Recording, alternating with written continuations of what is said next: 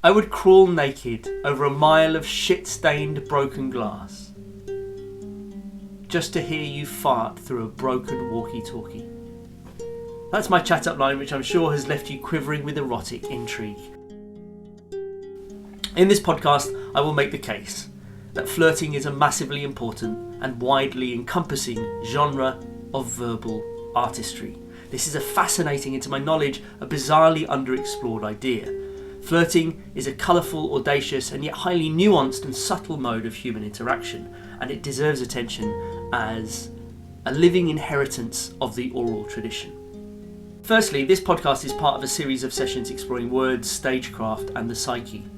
It draws on my work as a writer and performer, and also my research as a scholar of performance poetry. So if you're into poetry, if you're into literature, spoken word, rap, comedy, theatre, philosophy, there is plenty for you to get your teeth into. So check out the YouTube channel, please like, subscribe, hit the notification button. You can also become a Patreon and consider supporting my work. It really does make a huge difference and enable me to dedicate time to presenting my research in this way.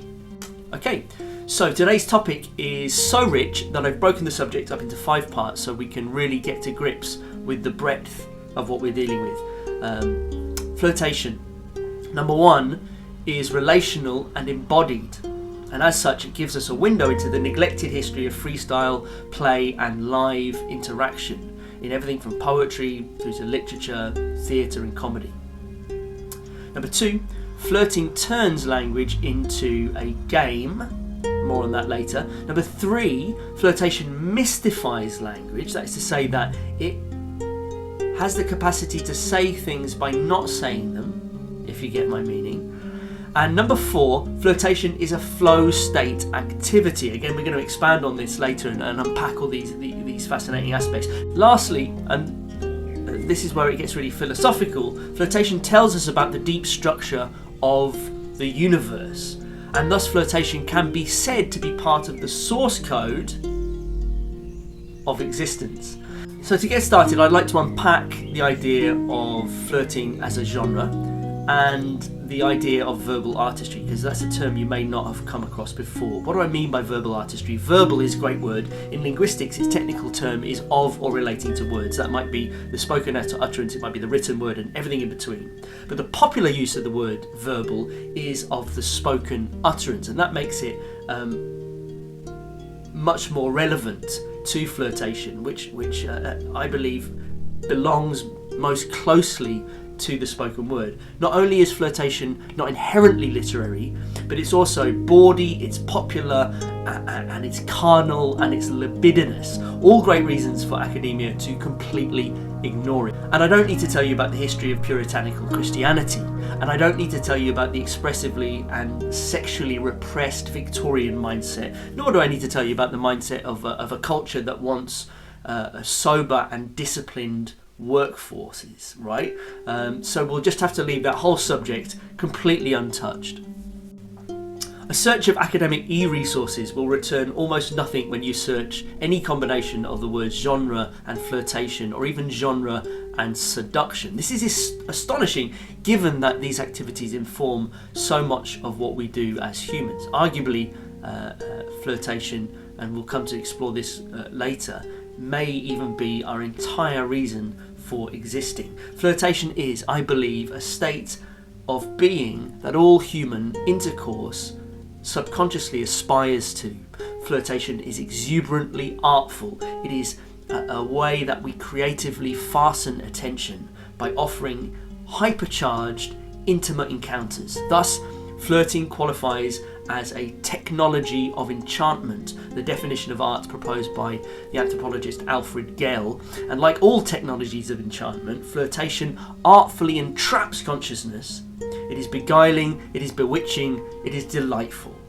It is a verbal genre of artistry. So, now we've established flirtation as a genre in its own right, let's have a look at the nature of what we are dealing with. Part 1. Flirtation is intrinsically responsive and relational. Really wanky words there, don't worry, we're going to unpack that. What I love about flirtation is that it honours the fact that poetry, and indeed all other forms of verbal artistry, are at root performing arts that emerged from the oral tradition, or orature, as I mentioned, the oral counterpart to literature. This is not scripted, but it's a responsive and relational and embodied act of live performance. In the dialogue of Flirtation, context is everything. This is not happening in a pre-recorded publication or a video. It's happening in real time. It's something that implicates the flirtee in its game. I don't know if flirtee is a word, but it really should be. Flirtation exists in a complex web of human exchange. So along with this comes the need for decorum and courtesy, as well as transgression and risk. There's a tension here. The risk intensifies the encounter. This was illustrated beautifully by a poem by Ross Sutherland that I heard, I think, back in 2014, called Dedication, in which he gets an audience volunteer up onto stage and they sit on a chair and he addresses this poem to the flirtee on stage with him. And I'd like to just read a few lines from this wonderful poem. "You are so full of love that you should be renamed Paris. And Paris should be demoted to Venice. And Venice would in turn become Monte Carlo, and so on, all the way down to Luton, vanishing from our maps forever. Last night, while writing this poem, I scrunched up the first draft into a ball and made a perfect origami replica of your head, so realistic that I could not sleep knowing it was out there in the darkness staring at my kitchen door through its crumpled eyes. You are as cute as a duck pond, so that we must warn children against drowning in your beauty." I love this stuff. There's elan, there's hyperbole. It is the genre of flirtation. And as with much of orature, flirtation is interacting, and it involves social risk that is potentially collisional, right? And this is what I would describe as bantic, which is a word I invented to describe something which is of or relating to banter. It's bantic. You can't have a one-way flirt, at least not one that is successful or consensual. Now, the poem above that I've quoted is one way, but the reaction of the volunteer is still part of the poem, and the fact that the poet had to get somebody up on stage in order to best deliver the poem, I think, speaks volumes. So in short, flirtation is an intensified relational ritual with high risk and high rewards. A badly deployed flirt can get you sacked, slapped, or attacked by somebody's wife or husband. So considered along with other artistic genres, this is a pretty remarkable one. Given these risks, courting, should we wish it to continue, should be courteous and ingratiating, as well as risky and exciting. If it's not, we risk losing the consent and the complicity of our interactant. I should also add that it might be wise not to refer to the other person as your interactant, as that also would be discourteous. Part 2. Flirtation gamifies language. Despite the connection of flirtation with the lived, live conversation, it also paradoxically exists inside a simulated reality. One rather extreme example of this is the Poetry Brothel. The Poetry Brothel is a poetry event that happens in London where punters buy tokens from the house pimp, which they use to buy backroom poetry readings from poetry whores. This is a one-of-a-kind event, and I very much look forward to making it along to a Poetry Brothel before I die. The Poetry Brothel is a highly organised and explicitly gamified form of flirtation. But what it's playing with is the fact that most flirtation, even in a saucy 3-second wordless exchange by the water butt, right, is curating erotic spaces out of thin air. And it's here that we can build worlds of fantasy with a simple wink, a nudge, or the glisten of an eye. Flirtation is ritualized, erotic play. Nowhere is this more true than with the phenomena of the chat-up line. And I looked for a definition of a chat-up line, and I couldn't find a satisfactory one that really encompassed the full gamut of this rather remarkable phenomena of speech. So here's my definition: a punchy, high-impact, and often funny unit of speech that seeks to display wit, cunning, or confidence in its attempt to initiate a relationship that may be romantic, and I'm elasticating this concept to include romantic, but actually I think a chat-up line is the beginning of so much. And in my coming book on laughter, I describe a chat-up line as a ritual of play and consent that fruits itself in the body, right? And we'll come on to laughter maybe a little bit later, but it's going to repeat this definition for the people who are reading. A chat-up line is a punchy, high-impact and often funny unit of speech that seeks to display wit, cunning or confidence in its attempt to initiate a relationship that may be romantic. So there's a lot in this, and the aim of the game is to amuse and to charm and to transform a relationship, and you win a point if a laugh is given. Now, many years ago I was part of a comedy improvisation troupe called the Oxford Imps, short for the Oxford University Improvisation Troupe. I wasn't actually a student at Oxford University, but at that time it seemed they let anybody in. So one of the games that we would do on stage in front of a live audience is called Chat-Up Lines, and the way this works is that you would get a volunteer, and like the Ross Sutherland poem, they would sit on a chair in the middle of the stage, and there would be two teams of improvisers, and they would both come along and put competing chat-up lines and deliver them to the flirtee. And the chat-up lines would have to be on a theme that was given by an audience suggestion, and then the flirtee would decide which is the winner, right? So if an audience member said washing machines, I might say something like, "Sweetheart, you can turn up the temperature because I like it filthy," right? And the volunteer in the chair might very reasonably decide that that is a terrible chat-up line and vote me off, and the next contestant is in play. Now, what I love about this game is that it reveals the game of flirtation. It is tragically true that with the dating game, there are winners and losers. There are contestants. We have to jump through hoops, and we see how far we can get. And like all forms of high-risk grooming and play, flirtation is evolutionarily linked to games like chasing, tickling, hide and seek, peekaboo. All these things very deep in our evolutionary history, before we had complex language, will have been the precursors to flirtation. And they will really have fulfilled the same functions. They build confidence, they build trust, they build complicity. And it's more than this, of course. Flirtation is also a sexual display of fertility, strength, and a readiness to mate. And aside from these very functional benefits, flirtation is also flamboyant, it's absurd, and it's lots of fun. This is the genre of flirtation, and it lives and thrives as a game. Part 3. Flirtation speaks by indirection. Flirtation is tongue-in-cheek, that is to say that it is erotically suggestive and a way of saying the unsayable. Wittgenstein, the philosopher, talks about the game of language being a governing principle, an invisible, often subconscious governing principle to all human intercourse. He argued that even in the most mundane of exchanges, language is riddled with imaginative play, hidden agendas, and codified rules. And with flirtation, we camouflage our intentions with innuendo, sometimes making that camouflage explicit. So there's a kind of strange subterfuge going on. Innuendo is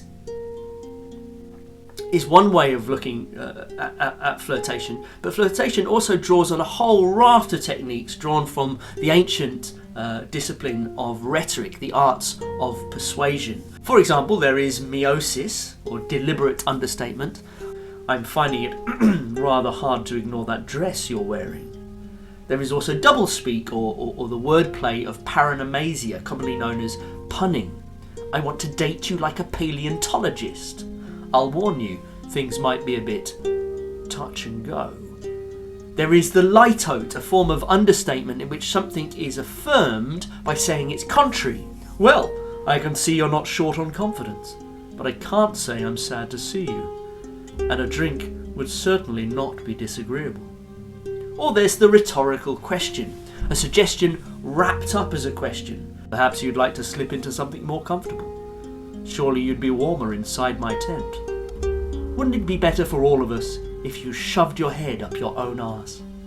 Now, what all of these rhetorical devices do is to speak by indirection. That is to say that they implicitly and playfully suggest something naughty. Now, most people who use these techniques won't have studied rhetoric, but it doesn't mean that they're any less skillful. And this is really the nature of the oral tradition, right? There is a huge amount of, there's a huge wealth, a daily currency of excellence and hard-won and hard-crafted and practiced expertise that doesn't really get recognised as such. And as somebody who was a class joker in school and was often sanctioned for doing so, that's something I can very much relate to, and maybe some of you can as well. And no mention of the oral tradition would be complete, of course, without talking of silence. Can I invite you in for a coffee? Flirtation winks from behind the pillars of language by dancing with the music and the theatrics of performance. Part of its capacity for doublespeak is that it gives us a vehicle for role-playing. Well, young sir, you really shouldn't be in a ladies' quarter at this time of night. I'm so flustered, I might need somebody to hold me. This type of vocal grooming is part of what kink is, and since we are a verbal species, flirtation is one of the main ways that sexual dynamics of power, fantasy and filth express themselves. I want to emphasise again that contrary to popular conception, flirtation involves a high degree of verbal dexterity. We're not just being filthy, nor are we being purely functional. We're not just saying, I'd like to exchange sexual fluids with you, although that actually paradoxically might work as quite a good chat-up line in certain circumstances. It's more than that, right? These are the arts of sophisticated subterfuge. These are the poetics of flirtation. Part 4, flirtation is a flow state of consciousness. We are most flirtatious when we're most on form. That is to say, when we're in a state of flow. And this is the way that the nervous system works, of course. We are promiscuous when we are relaxed, engaged and alive to the world. We are most attractive to others when we are relaxed, engaged and alive to the world. So flirtation thrives in a state of flow. Another key characteristic of flow, and this is according to the World Authority on Flow States, Mikhail Csikszentmihalyi, is that it is autotelic, which is to say that it is something that we do for its own sake. Flirtation doesn't have to lead to intimacy. It is fun in and of itself. And it is here that laughter lives, of course. Laughter is a huge part of flirtation because laughter lubricates our interactions. And its success in doing this lies in the fact that laughter is essentially a kind of vibrational currency. So when we laugh into the flirt, we are contributing to the rippling music of its flow. Aside from that, laughter is also what we would call, in behavioural studies, a play signal. And like all play signals, the role of laughter is to alert others to our playful intent and to prolong the playful encounter. So if you're only, imagine if I just came along and started tickling you with a serious look on my face, you might be quite scared. But if I came along and doing it laughing, then you might be a little bit more welcome to the idea, right? So laughter helps initiate play, prolong play, and also to signal playful intent. So if your only role in a flirtatious interaction is to laugh, you are nonetheless verbally prolonging and validating the game of the flirtation, as well as arguably giving the flirtation a reason to exist in the first place. Laughter is, as I've outlined in my coming book on laughter, is very closely related to relationship health. Couples statistically that laugh together more frequently have longer relationship longevity and report greater relationship satisfaction. When we are not laughing together, we have essentially desynchronized, which is to say that we have fallen out of flow. And woe betides the couples who are not laughing together.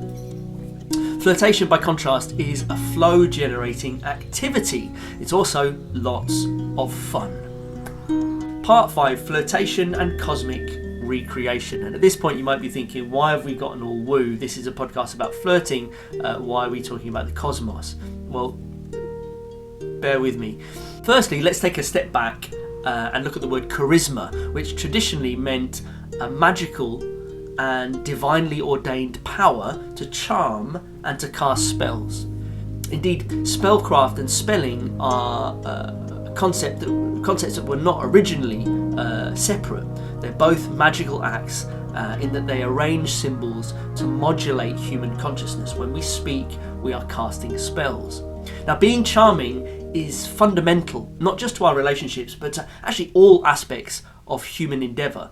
Whether it's a commercial advert or an academic argument, there is nothing which is not, at some point or another, trying to elicit change in a collaborative play with the outside world. It is being charming. Now, why would anybody do anything unless it longs for something or it desires to express or change something? Whether it's a flower, a meme, a political speech, reality is flirting itself into being. Reality is flirting itself into being. I quite like that sentence as it falls out of my face. The ancient Greeks had a word for this, and that was eros, which is the erotic principle, the lustful or the desirous drive underlying all processes in the cosmos. Eros is a fundamental drive of the human psyche, and also more broadly considered philosophically as a fundamental drive of the universe.